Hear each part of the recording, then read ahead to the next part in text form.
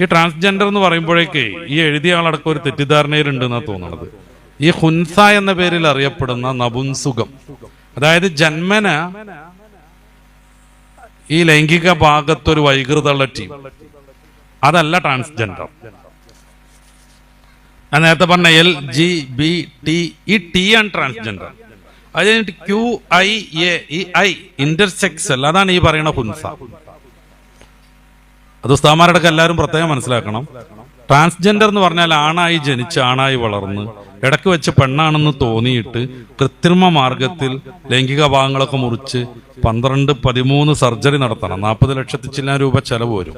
ഒരു 2 വർഷം മുന്നേ ഹോർമോൺ ട്രീറ്റ്മെന്റ് തുടങ്ങണം. പിന്നെ മരിക്കോളം ഹോർമോൺ ട്രീറ്റ്മെന്റ് നടത്തിക്കൊണ്ടിരിക്കണം. അങ്ങനെ ആരോഗ്യമുള്ള ഒരു ചെറുപ്പക്കാരൻ ട്രാൻസ് വുമണായിട്ട് നിത്യരോഗിയായി മാറുന്നതാണ് ട്രാൻസ്ജെൻഡർ. അതേപ്രകാരം പെണ്ണുങ്ങൾ ആണുങ്ങളായി മാറും. ഒരിക്കലും 100% ഒരു പെണ്ണിന് ആണാവാനോ ഒരാണിന് പെണ്ണാവാനോ പറ്റൂല. കാരണം പിതാവിന്റെ Y ക്രോമോസോമും മാതാവിന്റെ X ക്രോമോസോമും ചേരുമ്പോഴാണ് ആൺകുട്ടി ജനിക്കുക. ഓരോ കോശവും ആണായിരിക്കും. നേരെ മറിച്ച് പിതാവിന്റെ Xും മാതാവിന്റെ Xും ചേരുമ്പോഴാണ് പെൺകുട്ടി ജനിക്കുക. ആ പെൺകുട്ടിയുടെ ഓരോ കോശവും പെണ്ണായിരിക്കും. അപ്പൊ പ്രകടമായി കാണുന്ന ലൈംഗിക ഭാഗങ്ങൾ, സെക്സ് എന്ന് പറയുന്ന ആ സാധനം, നമ്മുടെ ഈ ഡിസ്ചാർജിനുള്ള ഓർഗൻസ്, മൂത്രയിക്കാനും വിസർജനം നടത്താനുള്ള സാധനങ്ങൾ, ഇത് കട്ട് ചെയ്തിട്ടോ അല്ലെങ്കിൽ വേറൊന്ന് തുന്നിപ്പിടിപ്പിച്ചതുകൊണ്ടോ, അതേപ്രകാരം പെൺകുട്ടി സ്തനം മുറിച്ചിട്ടതുകൊണ്ടോ, ആണ് സിൽക്കനും മറ്റൊക്കെ കുത്തിവെച്ചിട്ട് സ്തനഭാഗം വളർത്തിക്കൊണ്ടുവന്നുകൊണ്ടോ ഒരിക്കലും പെണ്ണാണാവൂല, ആണ് പെണ്ണാവൂല. ഈ പരിപാടി പറ്റൂല എന്ന് ഇസ്ലാം പറയണ്. അത് ചെയ്ത് ജീവിച്ചൊരാള് തെറ്റ് ചെയ്ത് ജീവിക്കുന്നു. അയാൾ മരിച്ചാൽ സാധാരണ തെറ്റ് ചെയ്ത ആളുകൾക്കൊക്കെ ഉണ്ടാവുന്നത് പോലെ വിചാരണ ഉണ്ടാവും. ഞാൻ അത് കേട്ടെ. സാധാരണ തെറ്റ് ചെയ്ത് മരിച്ച ഒരാൾക്ക് ഉണ്ടാവുന്ന വിചാരണ അയാൾക്കുണ്ടാവും. നേരെ മറിച്ച് നേരത്തെ പറഞ്ഞ ഹുൻസ, ജനിക്കുമ്പോൾ തന്നെ 2 ലിംഗം ഉണ്ടാവും, അല്ലെങ്കിൽ ലിംഗം ഉണ്ടാവില്ല. ആ ഭാഗത്ത് ഡിസ്ചാർജിനുള്ളൊരു ഒരു എന്താണ് പറയാ, ദ്വാരം മാത്രം ഉണ്ടാവും. ഇതാണ് ഹുൻസ എന്ന് പറയുന്ന സാധനം. അത് ട്രാൻസ്ജെൻഡർ അല്ല, ഹിജഡ എന്ന് പറയുന്ന സാധനമാണ്. അതിന് നമ്മുടെ ഇംഗ്ലീഷിൽ ഇന്റർസെക്സ് എന്നാണ് പറയുന്നത്. ഇത് സാധാരണ ഒന്നുകിൽ ആണാണ് അല്ലെങ്കിൽ പെണ്ണാണ്. അതെങ്ങനെ തീരുമാനിക്കുക? ഫിഖ്ഹിലൊക്കെ വ്യക്തമായ രീതിയിലുണ്ട്. 2 ലിംഗം ഉള്ളതിൽ ഏതാണ് കൂടുതൽ പ്രവർത്തനക്ഷമം, അതായിട്ടാണ് അവരെ പരിഗണിക്കുക. മറ്റേ ലിംഗം ശരീരത്തിന് കേടൊന്നും വരാത്ത വിധാണെങ്കിൽ അത് കട്ട് ചെയ്ത് ഒരു സർജനെ കൊണ്ട് കട്ട് ചെയ്ത് മാറ്റിയാൽ പൂർണ്ണമായ പുരുഷനോ പൂർണ്ണമായ സ്ത്രീയോ ആയി മാറും. അതെങ്ങനെ പ്രവർത്തനക്ഷമത തീരുമാനിക്കുക? അതിനും കുറെ മാർഗങ്ങളുണ്ട്. മൂത്രം ഒഴിക്കണത് ഏതിലൂടെയാണ് നോക്കണം. 2ലൂടെയും മൂത്രം വരുന്നുണ്ടെങ്കിൽ സ്റ്റാർട്ടിങ് ഏതിലൂടെ നോക്കണം. അപ്പൊ സ്റ്റാർട്ടിങ്ങിലൂടെ വരുന്നതായിരിക്കും അവരുടെ സെക്സ്. മറ്റേത് അപ്പുറത്ത് ഇപ്പോൾ ഒരു ഓട്ടുണ്ടായാൽ തന്നെ അതിലൂടെ കുറച്ച് മൂത്രം വരും പോലെ കൃത്രിമമായി വരുന്നതാണ്. അപ്പൊ ആ ഭാഗം അടക്കണം, മറ്റേത് ഉഷാറാവും. അപ്പോ 2ലും ഒരേപോലെ സ്റ്റാർട്ടിങ് എന്നുണ്ടെങ്കിൽ ഏതാണ് അവസാനം നിൽക്കുന്നത് നോക്കും. 2ലും നിൽക്കുന്നത് ഒരേ പ്രകാരമാണെന്നുണ്ടെങ്കിലാണ് ഹുൻസൽ മുഷ്കിൽ, സംശയാസ്പൃതമായ ഹുൻസ എന്ന പേരിൽ വരിക. അവരെ പിന്നെ അവരുടെ ഏകദേശം ലൈംഗിക പക്വതൊക്കെ വന്നിട്ട് അവർക്ക് ഏത് ലിംഗത്തോടാണോ ലൈംഗിക ചായ്വ് എന്നുള്ളത് നോക്കണം. അവർ ആൺകുട്ടിയോടൊക്കെയാണ് നല്ല ചായ്വെങ്കിൽ ഈ സാധനം പെണ്ണാന്ന് മനസ്സിലാവും. അല്ല, ഒരു പെൺകുട്ടിയെ കാണുമ്പോഴാണ് ഇങ്ങനത്തെ ഒരു ഹുൻസക്ക് ലൈംഗികമായ ഉത്തേജനം വരുന്നതെങ്കിൽ ആള് ആണാന്ന് മനസ്സിലാക്കപ്പെടും. ഒന്നുകിൽ ആണാണ് അല്ലെങ്കിൽ പെണ്ണാണ്. അവർക്ക് സാധാരണ നമ്മളൊക്കെ ജീവിക്കുന്ന അതേ ജീവിതമാണ്. വളരെ അപൂർവമായിട്ട് മാത്രമാണ് അങ്ങനത്തെ ജന്മങ്ങൾ ഉണ്ടാകുക. അവരെ സർജറി നടത്താൻ ഇസ്ലാം അനുവദിക്കുകയും ചെയ്യും. അപ്പൊ എന്താ ട്രാൻസ്ജെൻഡറിനെ സർജറി നടത്താത്തത്? അവിടെ പ്രശ്നം മെന്റലി പ്രോബ്ലം ആണ്, ഇവിടെ പ്രശ്നം ബയോളജിക്കൽ പ്രോബ്ലം ആണ്. ബയോളജിക്കൽ പ്രശ്നം എന്ന് പറഞ്ഞാൽ അവർക്ക് ഫിസിക്കലി ഉള്ളൊരു പ്രശ്നമാണ്. ഇപ്പൊ കാലിൽ മുള്ളു കയറിയിട്ടുണ്ടെങ്കിൽ സർജറി നടത്തും. നേരെ മറിച്ച് മാനസിക രോഗം പിടിച്ച സർജറി നടത്തൂല, അതിന് വേറെ ട്രീറ്റ്മെന്റാണ്. അപ്പൊ ട്രാൻസ്ജെൻഡറിന് വെറും തോന്നലാണ് ഞാൻ ആണാണ് എന്നുള്ളത്. ഈ വറക്കപ്പുറത്തുള്ള ഒരു പെൺകുട്ടിക്ക് സിനിമ ഒക്കെ കണ്ടിട്ട് തോന്നുകയാണ് ഞാൻ ആണാണ്. പിന്നെ അവര് അതിനുള്ള പരിപാടിയായിട്ട് മുന്നോട്ട് പോകുമ്പോൾ മോളെ നീ ആണല്ല നീ പെണ്ണാന്ന് ബോധ്യപ്പെടുത്തുകയാണ് വേണ്ടത്. അതിന് ചിലപ്പോൾ സൈക്കോളജി നല്ല സൈക്കാട്രിസ്റ്റിനെ കാണിക്കേണ്ടി വരും, ചിലപ്പോൾ മെഡിസിൻ യൂസ് ചെയ്യേണ്ടി വരും. അല്ല, എന്റെ ഇഷ്ടത്തിന് നടന്നു ഈ ആണായിക്കോന്ന് പറഞ്ഞാൽ കുറച്ച് കഴിഞ്ഞിട്ട് അവൾക്ക് പിന്നെയും പെണ്ണാൻ വിചാരിച്ചാൽ എന്താ ചെയ്യാം? ഇത് മനസ്സിന്റെ തോന്നലല്ലേ? ഒരാണിന് പെണ്ണാകാൻ തോന്നി, അവന്റെ വൃഷ്ണവും അവന്റെ ലിംഗമൊക്കെ ഛേദിച്ച് കളഞ്ഞ് സിലിക്കണൊക്കെ കുത്തിവെച്ച് അവിടുത്തെ സ്തനൊക്കെ വർദ്ധിപ്പിച്ചു, നിതമ്പൊക്കെ വലുതാക്കി, താടിമീശൊക്കെ ഹോർമോൺ കുത്തി കളഞ്ഞ് കുറച്ച് കഴിഞ്ഞപ്പോ അയാൾക്ക് ഇനി ആണാവണം തോന്നിയാൽ എന്ത് ചെയ്യാൻ പറ്റും? ഒന്നും ചെയ്യാൻ പറ്റൂല. ആണ് പെണ്ണ് ട്രാൻസ്ജെൻഡർ ഇങ്ങനെ 3 ലിംഗമൊന്നുമല്ല ഇപ്പൊ ഈ ടീം പറയണത്. 60-120 ലിംഗം ഉണ്ട് എന്നാണ്. അങ്ങനെയാണ് കുറെ ആളുകൾക്ക് നായാവാൻ തോന്നുന്നത്. 12 ലക്ഷം ചെലവഴിച്ചാണ് ജപ്പാനിലെ ഒരു ചെങ്ങായിയുടെ നായായത്. ഒരു കൊല്ലം ചാടിച്ചാടി നടന്നു. ഇപ്പോൾ പിന്നെയും മനുഷ്യനാവണം അത്ര. ഇനി എന്ത് ചെയ്യാൻ പറ്റും? ആസ്ട്രേലിയയിലെ ഒരു ചങ്ങാതി അന്യഗ്രഹ ജീവിയായി. നാക്ക് ഇങ്ങനെ ഛേദിച്ച് 2ആക്കി, ചെവി കൂർപ്പിച്ച് ലുട്ടാപ്പിന്റെ പോലെ ആക്കി, ഈ തലയിൽ 2 കൊമ്പ് സർജറി നടത്തി ഫിറ്റ് ചെയ്യിപ്പിച്ചു, ശരീരമാസകലം ചെതുമ്പൽ വെച്ച് പിടിപ്പിച്ചു, വാല് സർജറി ചെയ്ത് വെച്ചു, പിന്നെ ഒക്കെ ടാറ്റു കുത്തി, പലയിടത്തും ഈ തുളച്ചിട്ട് കടുക്കനിട്ടു. സമ്മേളനം നടത്തി, പത്രസമ്മേളനം നടത്തി പറയും എന്നെ ആരും ജോലിക്ക് വിളിക്കണില്ല, എനിക്ക് ഭ്രാന്താന്ന് അവർ പറയണത്. ഞങ്ങളെ മലപ്പുറം ഭാഷയിൽ ഭ്രാന്ത് എന്നല്ല പറയണ്ട, മൂച്ചിപ്പിരാന്ത് എന്ന് പറയണം. ഈ ചങ്ങാതിക്ക് ഇനി എങ്ങനെയാണ് നാക്ക് ശരിയാക്കാൻ പറ്റുക? അപ്പോ തോന്നലിനനുസരിച്ച് ശരീരം കണ്ടിക്കരുത് എന്ന് ഇസ്ലാം പറയും. നേരെ മറിച്ച് ഈ ചോദ്യത്തിലുള്ള ഹുൻസയ്ക്കോ, അവർക്ക് ശരീരത്തിനാണ് പ്രശ്നം.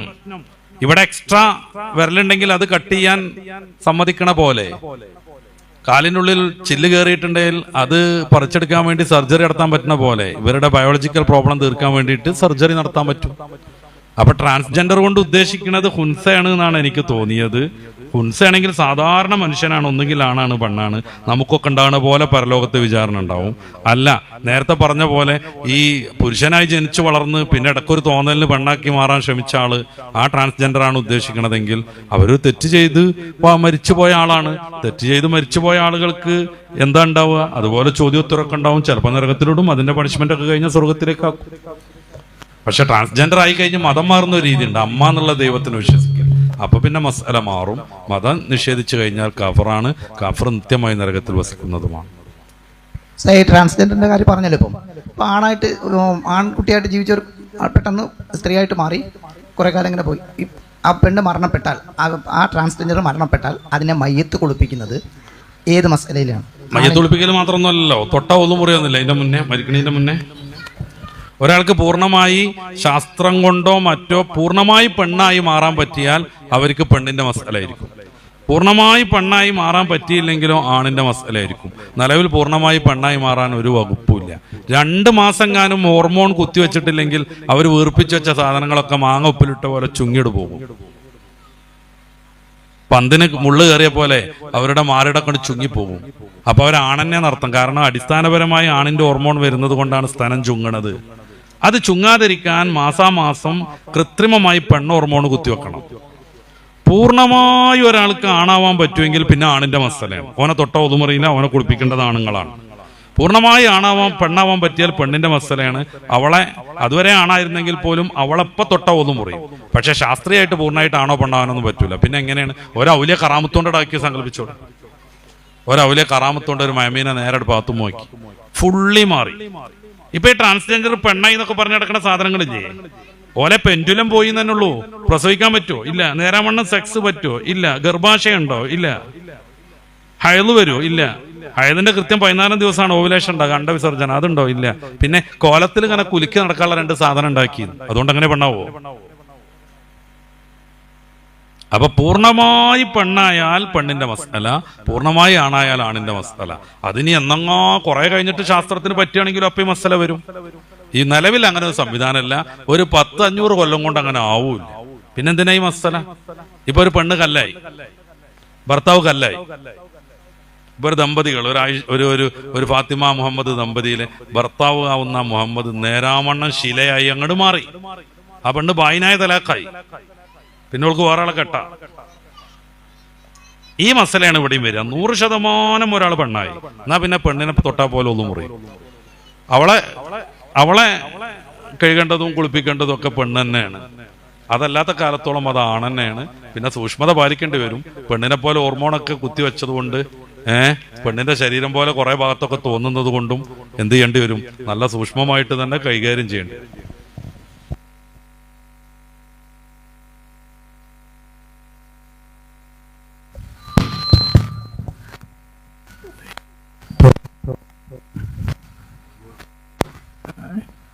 പ്രവാചകന്മാരിൽ അള്ളാഹു ഇസ്മത്ത് എന്ന് പറഞ്ഞൊരു പദവി അവർക്ക് കൊടുത്തിട്ടുണ്ടെന്ന്.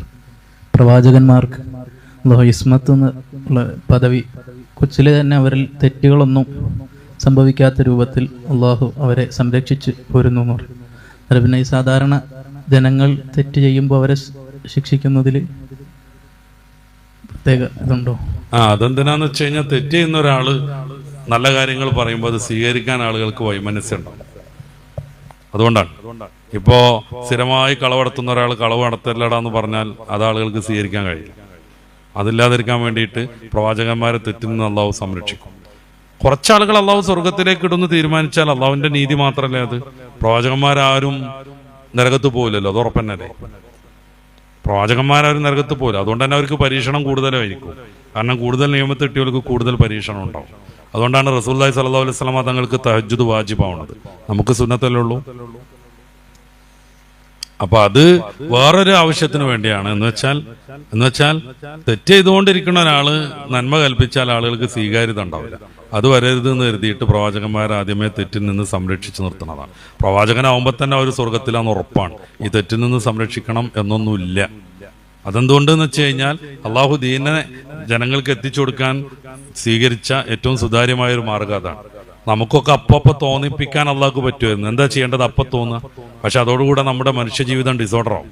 ഇപ്പൊ ഞാൻ ഉസ്താദിനെ കുത്തിക്കൊല്ലണ്, എന്നോട് എന്തിനാ കൊന്നു വയ്ക്കുമ്പോൾ അള്ള എന്നെ തോന്നിപ്പിച്ചു പറഞ്ഞാൽ പോരെ. ഞാനോ പെണ്ണിനെ റേപ്പ് ചെയ്യുന്നു, എന്തിനാ അത് ചെയ്തു എന്ന് വെച്ചാൽ അള്ള എന്നെ കൊണ്ട് തോന്നിപ്പിച്ചു പറഞ്ഞാൽ മതി. അപ്പൊ അത് വരാതിരിക്കാൻ ഈ സബ്ജക്റ്റീവാണ് കാര്യങ്ങൾ എന്ന് വന്നാൽ വലിയ ബുദ്ധിമുട്ടാണ്. അപ്പോൾ ഒബ്ജക്റ്റീവ് ആവണം. അതിന് നമ്മളിൽപ്പെട്ട പ്രവാചകനെ കൊണ്ടുവരിക, നിയമങ്ങളൊക്കെ പഠിപ്പിച്ചു തരിക, അതനുസരിച്ച് പോകുന്നവർക്ക് ഗുണം, അല്ലാത്തവർക്ക് തിന്മ.